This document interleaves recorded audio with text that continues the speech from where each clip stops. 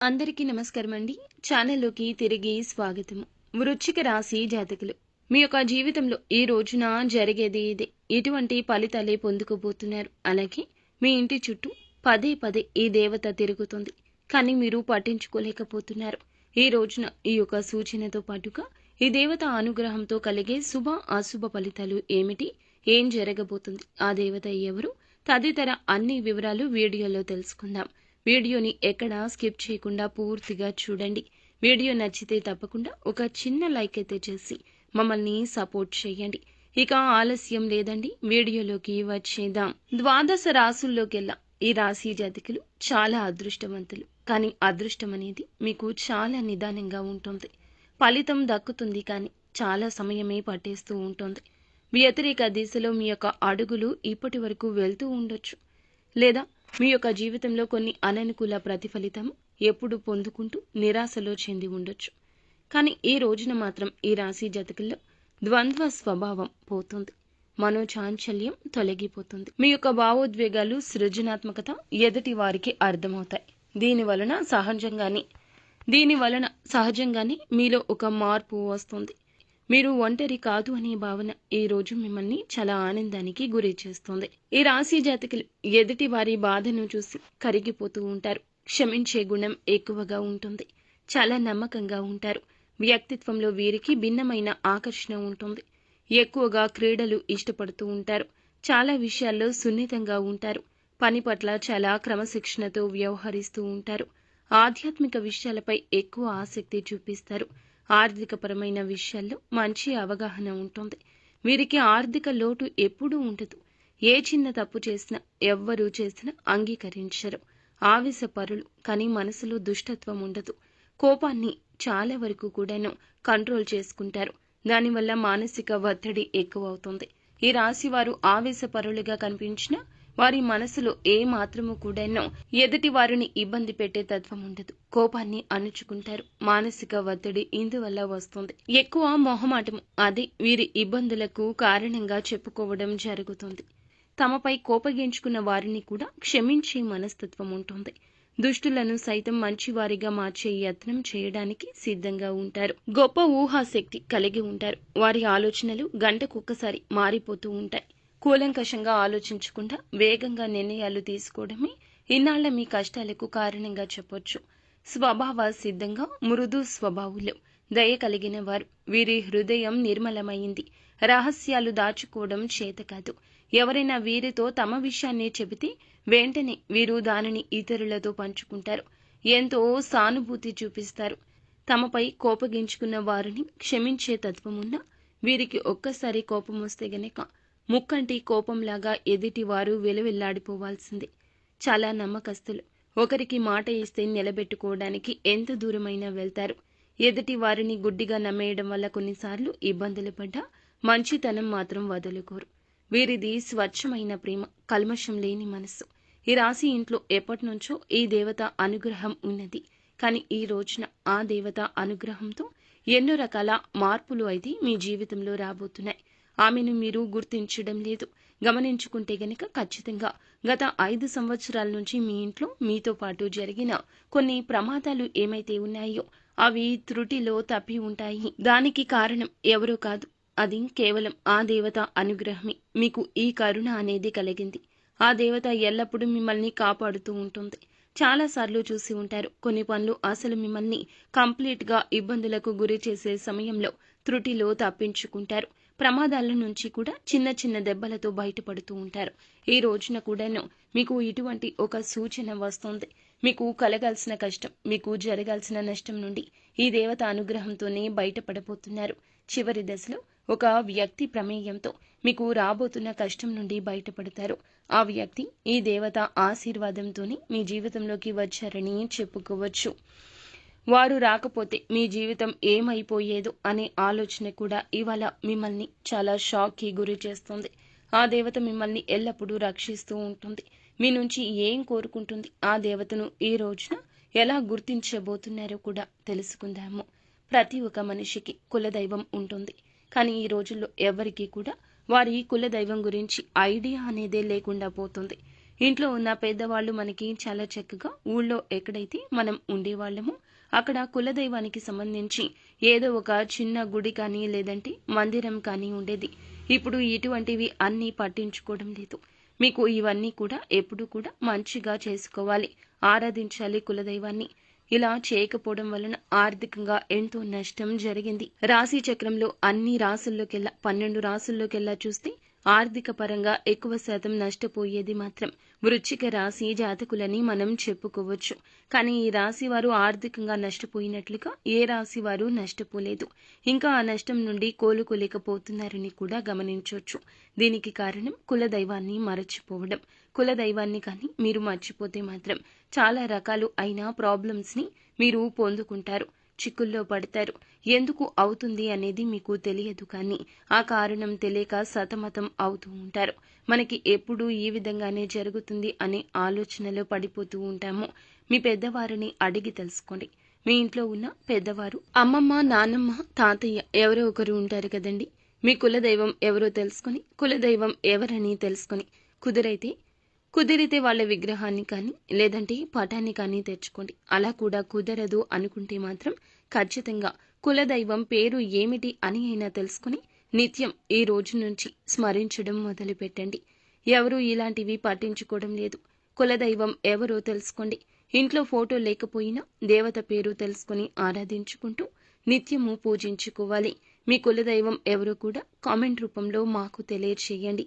ఇలా చేస్తే మీకు ఆ దేవత కటాక్షం మరింత పెరుగుతుంది. మీరు ఇక్కడ చేయాల్సిన ఇంకొక పని కూడా ఉంది. కులదైవం గురించి తెలుసుకుని మంచి రోజున పెద్దవాళ్లతో మాట్లాడుకుని ఇంట్లో ప్రతిష్టాపన చేసుకోండి. ఎంత పెద్ద సిటీస్లో ఉన్నా దైవం ముందు అవేమీ పనికిరావు. ఏది కూడా దైవం అనుగ్రహం లేనిదే పొందలేము. దైవానికి సంబంధించి ఎటువంటి పని అయినా కూడా నెగ్లిజెన్సీ అస్సలు మంచిది కాదు. కులదైవం గురించి పెద్దవాళ్లను అడిగి తెలుసుకుని ఈ రోజున మీరు ఆరాధన చేసుకోవడం మొదలు పెట్టండి. ఇంట్లో కుదిరితే స్థాపించుకోండి.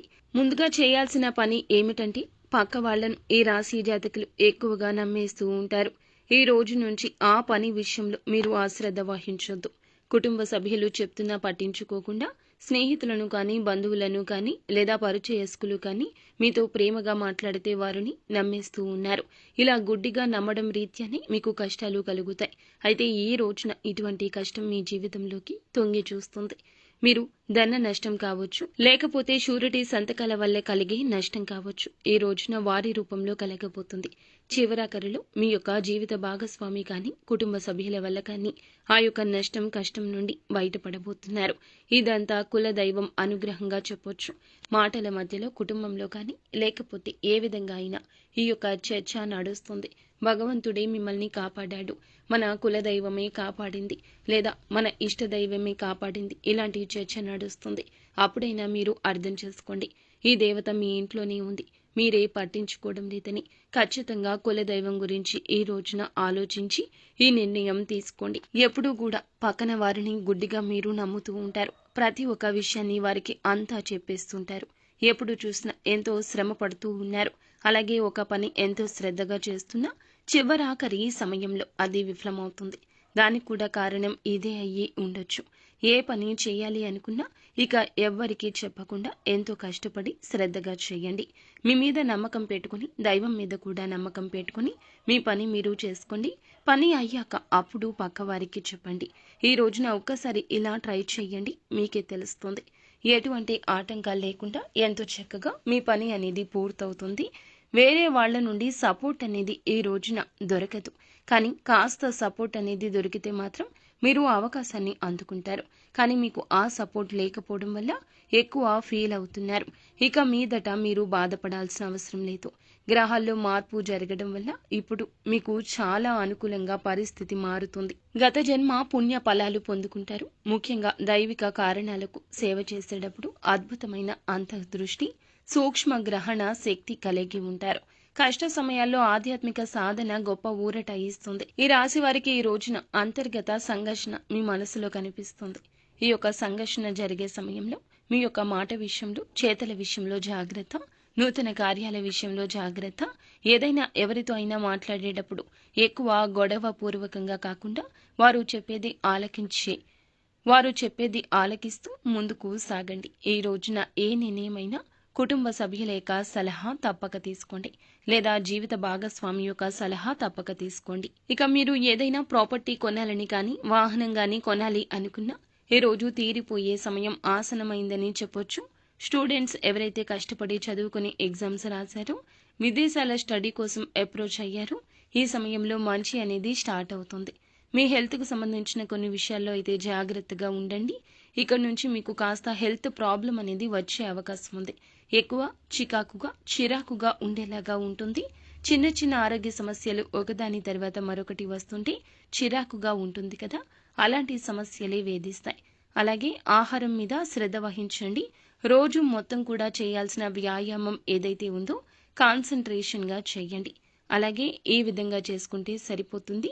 హెల్త్ కూడా మంచిగా మారిపోతుంది. ఇక నుంచి మీరు దేనికి భయపడవద్దు. ఎందుకంటే ఇక నుంచి మీకు ప్రతి ఒక్కటి చాలా మంచి జరగబోతుంది. మీరు చేయాల్సిందల్లా కేవలం కులదైవాన్ని ప్రసన్నం చేసుకుంటే సరిపోతుంది. కులదైవానికి ధూపం, దీప నైవేద్యం ఇలా నిత్యం ప్రతి ఒక్కటి పెట్టుకుని ఆ దేవతను ఆనందపరచండి చాలు. తద్వారా మీ లైఫ్ ఇట్టే మారిపోతుంది. వీలైనంతలో పేదవారికి దాన ధర్మాలు చేయండి. అన్నదానం, వస్త్రదానం లేదా పేదవారికి అన్నార్తులకు చేతనైన సాయం చేయండి. తద్వారా ఎక్కువ పుణ్య ఫలాన్ని పొందుకుంటారు. అలాగే గోమాతను ఆరాధించండి. ఎందుకంటే గోమాత సకల దేవతల యొక్క స్వరూపము. ఇలా గోమాతను ఆరాధించడం వల్ల జీవితంలో ఎన్నో శుభ ఫలితాలు పొందుకుంటారు. ఎందుకంటే సకల దేవతల యొక్క ఆశీర్వాదాలు మీకు తోడుగా ఉంటాయి. ఇంట్లో నిత్యం దీపారాధన చేసుకోండి. దీపం వెలిగించి దేవుణ్ణి ప్రార్థించడం వల్ల కోరికలు త్వరగా నెరవేరుతాయి. మనసులోని భావనలు భగవంతునికి త్వరగా చేరుతాయి. దీపం మనసుకు శాంతిని ఇస్తుంది. మెరిసే కాంతి దుష్ట శక్తులు దూరం చేస్తుంది. తులసి ముందు కూడా దీపం వెలిగిస్తే సకల శుభాలు కలుగుతాయి. ఈ రాశి వారి జీవితంలో ఆకస్మికంగా అనుకోకుండా హఠాత్తుగా ఈ రోజున ధన ప్రాప్తి కూడా కలగబోతుంది.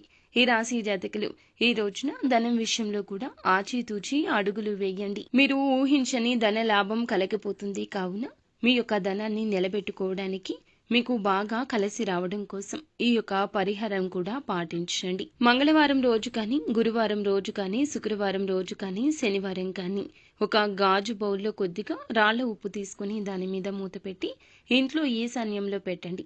ఈ పరిహారం మీకు ఆకస్మిక ధన ప్రాప్తిని కలగజేస్తుంది. చాలా సులభమైన పరిహారం. ఒక గాజు బౌల్ తీసుకుని అందుట్లో మెత్తని ఉప్పు కాదండి, దొడ్డు ఉప్పు వేసి దాని మీద మూత పెట్టండి. జాతక దోషాలు తొలగిపోతాయి. ఖచ్చితంగా ధనం మీకు నలు దిశల నుంచి వస్తుంది. ఆకస్మిక ధన ప్రవాహం కలుగుతుంది. సాయంత్రం పూట సంధ్యాదీపం పెట్టేటప్పుడు ప్రమిదలో ఆవ నూనె పోసి పెట్టండి.